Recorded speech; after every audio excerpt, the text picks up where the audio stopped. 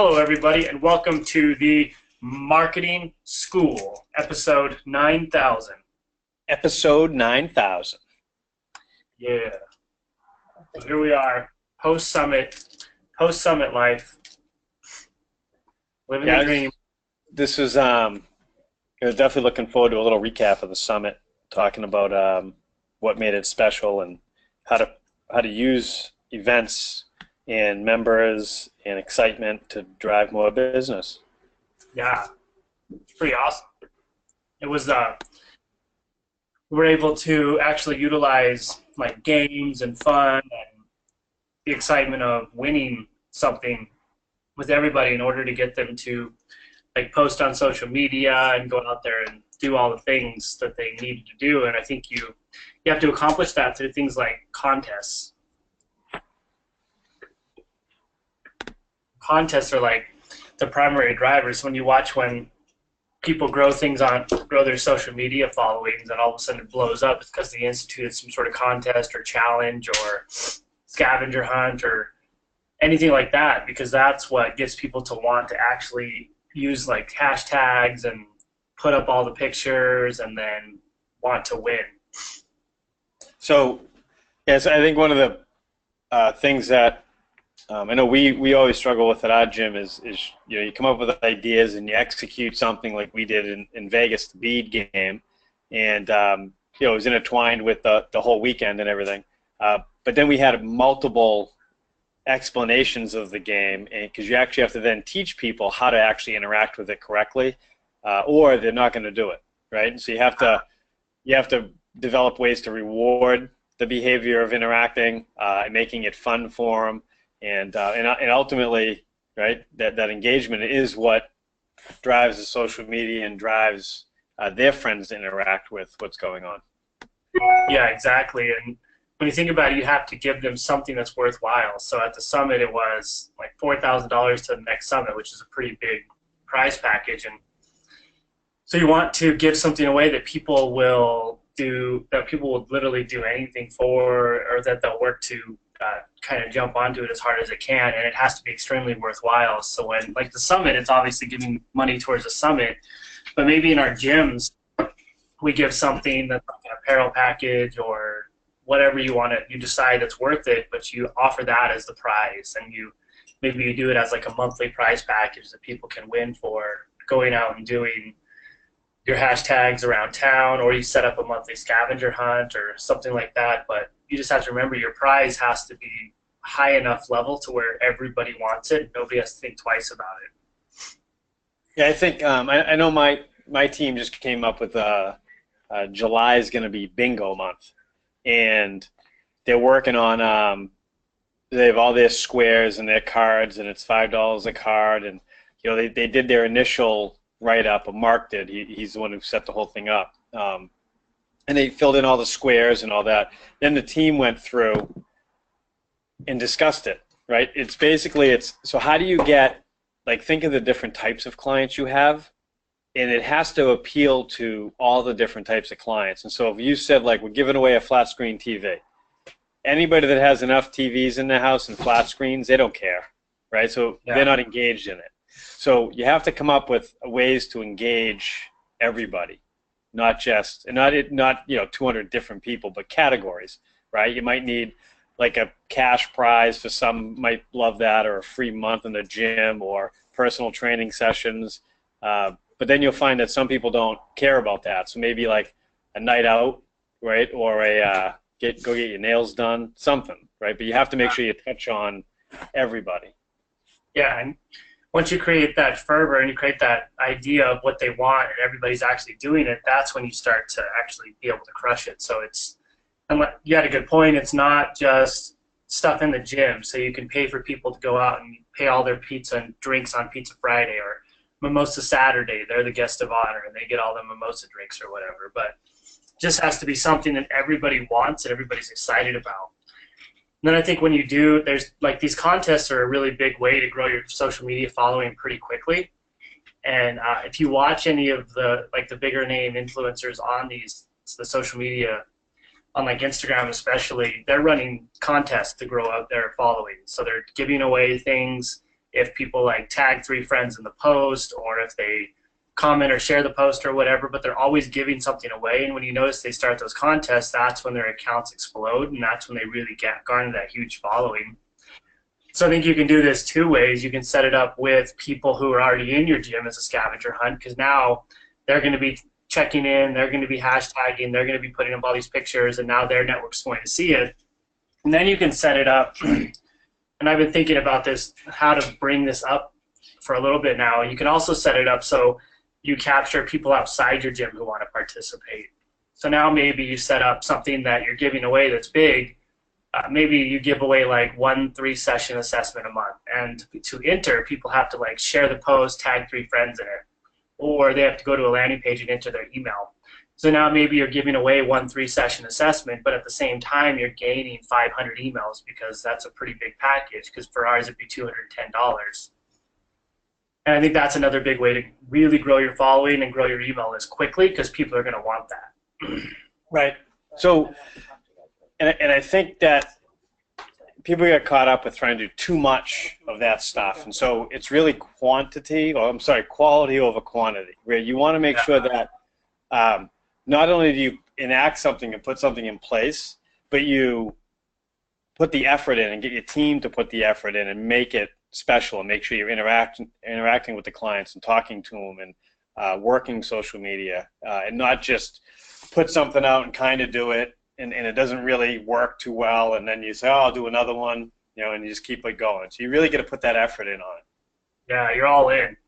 Right. And what you're saying, yeah, if you half-ass it, nobody's going to participate in it. But if you're all in, everything's set up, your landing pages are golden, your coaches are on board with it, they're doing it, and then everybody sees that kind of working and happy, and that's going to create that excitement. So you have to be all in or all out.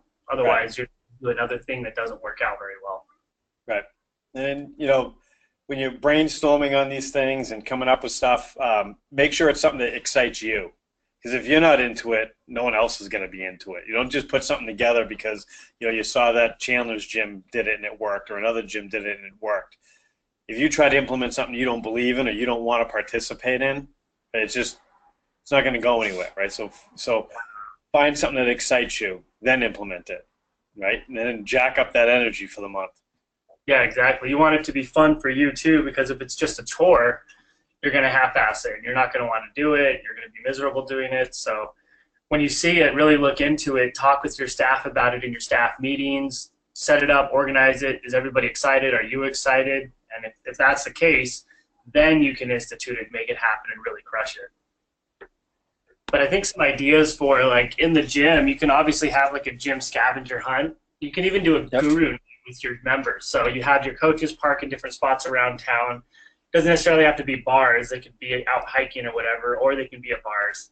But maybe each one of your coaches parks a different spot. Your members have to go out, and your members have to find each coach, take the picture, use the hashtags, answer the questions, and then go to the next coach. And if you take like a month or so to build this up, or 2 months, or however long, or even 3 months, and when the night comes and your members are pumped about it, now you have this massive thing that's going to have typically like 50 to 100 people running around town posting about your gym and checking into different places, taking pictures with the coaches, and everybody's going to be super pumped and excited about it. You could even be like your yearly events you do. It could be huge. Right, exactly. Oh, I found you. I lost the screen for a second. I got very confused. Oh, no. I was like, where's Dave looking? He's looking in the distance. Right? Tried to move something.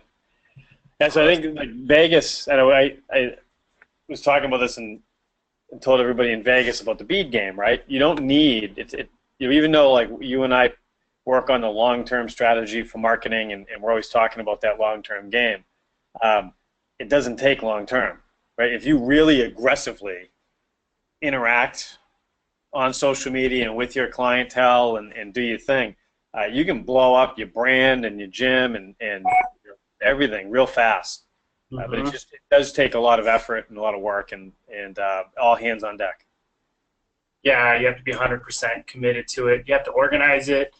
Your staff has to be on board, and if that works and they're on board, like Mad Lab this weekend, I think we gained close to 100 new followers on Instagram and a bunch of Facebook stuff, but it's because everything was organized and put together. And it's a powerful tool if you do it right. So I think everybody should try to organize something like this, but organize it well in advance. Don't try to do this like 2 weeks in advance. Give yourself at least like a month, 2 months, or 3 months even to organize it. Get your staff on board. Email your members about it. Have your members tell their friends about it. Give everybody time to get it off work or to schedule it, and then actually do it. So then it's a huge success, and everybody raves about it afterwards. Because if it's not, everyone's going to say, well, that sucked. And then I think give a shout out. Can I give a shout out to Garth, who's hanging around this? He's a champ. Yeah, he killed it. He really understands social media and tight bathing suits. Oh yeah, his bathing suit was wicked awesome. Oh yeah. I remember one of the waitresses at the beach club. I pointed at it, and she got lost in it. And then she was like, oh, "You pointed at it," and I was like, "No, you looked at it. You got lost in there." Yep. He got lost in his galaxy, and she told me we were out of control. In my galaxy, Garth said. I like it. That's awesome. Garth's champion. Good stuff. Yeah. So I think, so it's I think good this stuff. was a good one just to kind of recap of the like kind of what we were doing in Vegas and why we were doing certain things to drive traffic and exposure and ultimately just get more people into your network hanging out with you and listening to you, so you're changing lives. Yeah, it's huge. And I think like we get too engulfed in this you can't give anything away for free mentality when you can give something away for free if the return is going to be 100 times the investment. And so I think outside of the actual scavenger hunts and stuff like that, because that's going to be huge with your members and that's going to get them excited. But if you have like some sort of simple monthly giveaway, like month 1 is a free 3-session assessment for one person, but you collect 100 email addresses, you're going to obviously get a big return because you're going to be able to put that in your lead capture system. Or maybe you give away like our Fluff to Tough Nutrition Guidebook to someone. If you figure out something simple to give away that doesn't take a huge investment, and you run it as a contest, so people have to like tag 3 friends or share the post or enter their email address with the name, phone number, email, and then your coach follows up with them, that gives you a huge base to pull from. I agree. Garth says, I agree. Look, there's Dale. He wears his sunglasses indoors. Oh, you like my shirt? Do you see what it says? What does that shirt say? I have to look at it this way. Fuck your feelings. Break your freedom. I like that. That's there nice. You go. It's appropriate for you, Dale. Yeah. Hey, put the sunglasses back on. You know what they say, right? When you're cool, the sun shines on you 24 hours a day. That's right. Well, when you're wearing Thrivistry sunglasses, you are cool. That's right. Shout out, shameless plug, Thrivistry. Yeah, it's all about that Thrivistry life. I'm gonna go get some breakfast. Okay, have fun. All right, so Garth had a question, it looks like. He says, how long do you guys typically take to schedule your social? So are you talking like to schedule our posts and get all that stuff going? We usually have, we have a calendar set up monthly, but we also do a lot of stuff on the fly. Like Dale will pop in the room and have a really good idea, so he records it and puts it up the next day. So we typically have a monthly idea of what we're doing, but we're also super flexible in that if someone has a grand idea, we're probably going to do it anyway. Post that up as well. Gar says, 1, to do it. 2, how far out do you plan? I would say if we're doing like a guru night thing or a contest, I'd probably plan that at least probably at least 8 weeks in advance, because you need the planning phase, you need the phase of getting it instituted, and then you need the actual action phase when you're telling people what's going on.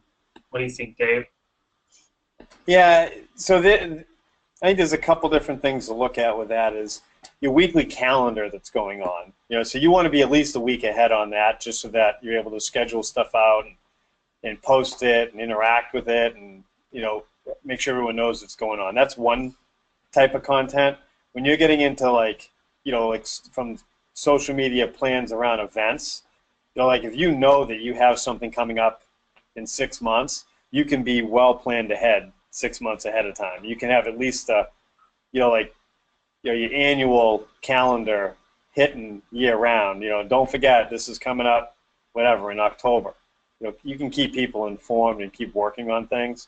So I think the better you have a handle on what you do in your gym for events and cultural stuff, the better off you'll be. And I don't think it's something where it's, you know, don't come up with new shit and say it's 8 weeks.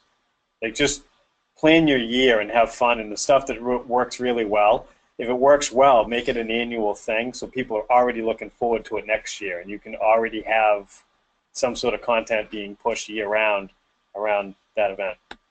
Yeah, agreed. Garth says monthly theme, microcycle, macro yearly plan. See, what ours looks like is we know our yearly plan's going to include like the series that we use. So it's going to include like Minute with the Interns, Healthy Tales. We know we have like a quarterly event. We know we have Pizza Fridays and stuff scheduled in. We'll also schedule out what our events look like throughout the year, and then we look at it. Then we move into like a quarterly theme. So we look at everything in quarters. After we do that, then we break it down into what like our monthly theme and our microcycle looks like. Like the monthly theme it has a general theme which is more organized around what our coaches are doing for their content, and that's like, we know we have Minute with the Interns, and we know we have Healthy Tales this month, and we know we have blogs, but we also know we're going to release a bunch of random stuff that's going to come out. So it's like the monthly theme is more organized around what our current brand identity cycle is, which is directly correlated with what we have our coaches producing based off our content identification program.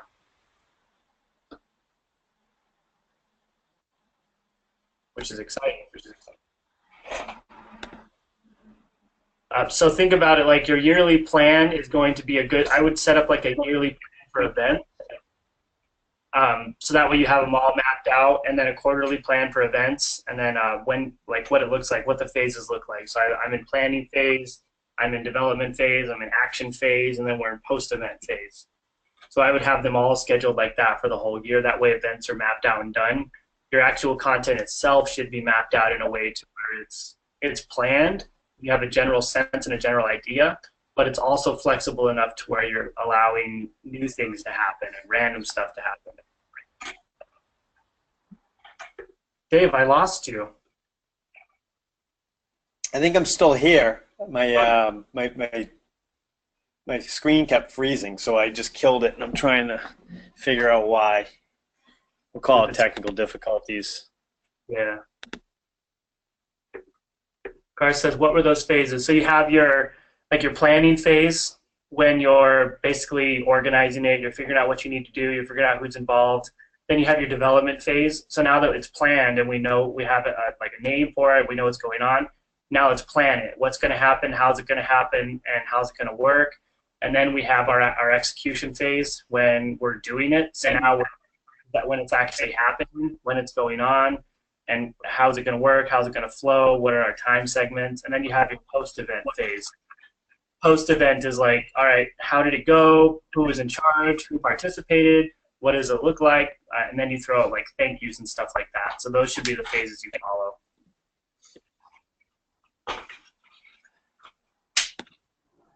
That way you have your phases in order, you know you have the 4 different cycles you're running through with it, and everything's organized according to the different phase you're in. It also keeps you, it kind of mentally sets everyone up too, because they know where they're at and they know when it's getting close, because when you get into like execution phase, they know like, all right, we're doing this now.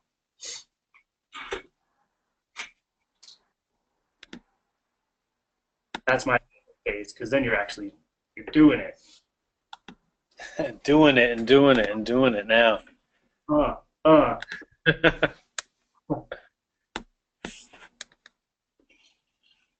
Good stuff. Any other questions, Garth?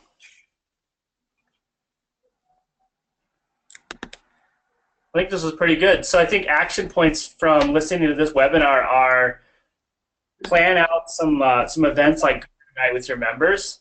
Set up like a hashtag, set up what you're going to do, organize it into these phases, and give yourself a couple months to build it up, and you'll have a pretty successful event.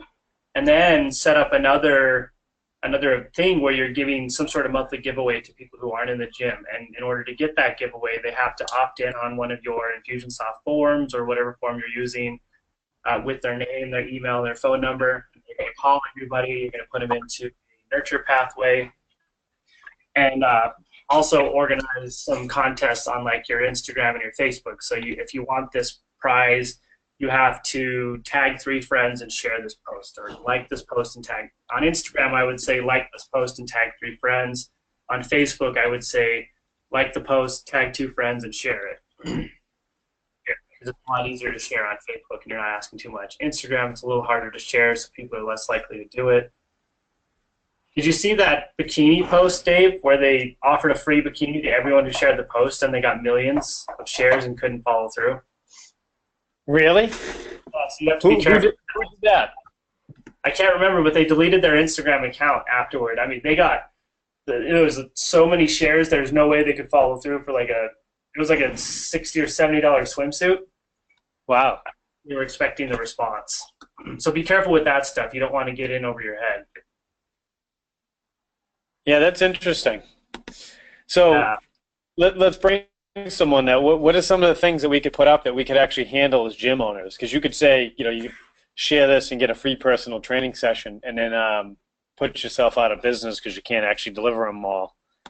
Yeah. So what you could do is, I would say, don't give everybody who shares. You can do this one of 2 ways. You can say, all right, this month we're giving away our 3-session assessment.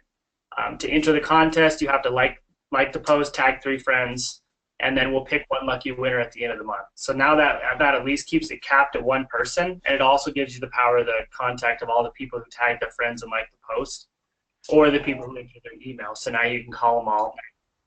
The alternative is you say, hey, we've got 4 free or 5 free personal training sessions we're giving away this month. All you have to do is like this post, tag 3 friends, and share it. So now you're going to get like the first 4 who do it, and you're probably going to get a couple dozen more who do it after, but they're not going to be able to participate in it. So it's more of like how quick can you do this kind of thing.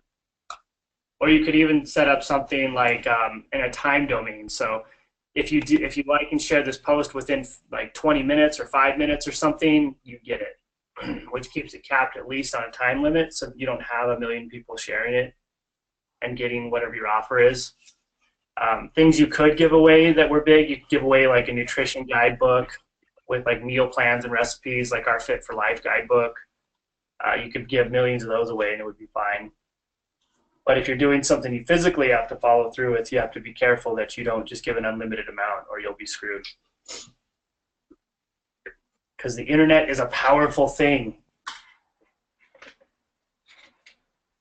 It is cool when you look at like all the different ways you can put the internet together. It is pretty powerful. It is. It's incredible how. And it gives us a reach. It's a reach that you just didn't have before. Every one of us in a small business has the power of what big companies that spend millions on marketing annually used to be able to do, and now you can do it. All you got to do is work with the right people and educate yourself and implement. Yeah, exactly. Chances are you're investing money in better places than big companies are anyway. They're spending millions on TV, and you're hitting people right where they're at on like social media and local business development and all that stuff. Well, this was pretty good. Garth, you were the only one on here. Steph was on for about a couple minutes and she got bored. I think everybody else is trying to recover post-summit because even Dashi wasn't here this week. Right, which is amazing. Yeah, and she's on every one of them. All right, well, we'll post this up on in the marketing school, and you guys have questions after this, listening to this episode, post them in the comments. Maybe we'll make like a little contest guide or something so people have an organized thing to follow. Yeah, that'd be pretty cool. Yeah. I think this is good because events, contests, giveaways, this stuff's powerful. People want free stuff, and we want their contact info. So if we can give them the best of both worlds, we all win. Yeah, we get to use those cool Infusionsoft accounts we all have now. Yeah. And now I have the follow-up set up. development phase. What does our pipeline look like? All right, set up. Planning phase. All right, is our structure set up? Do we have all the email copy written? Yes. Okay, move into execution phase. Post-event, did everybody get moved in the right pathways? Is everybody getting the emails? So that's part of the planning. Gar says, fucking Fusionsoft. So yeah, you can do this on MailChimp too. Set up your whole little development pathway and phase, depending on where you're at. You can set either one of them up. And then you'll be golden. All right, good stuff, Chan. Yeah, good times. Any other questions, let us know. Post them in the forum. And we'll talk to you guys next week. It'll be exciting. Adios.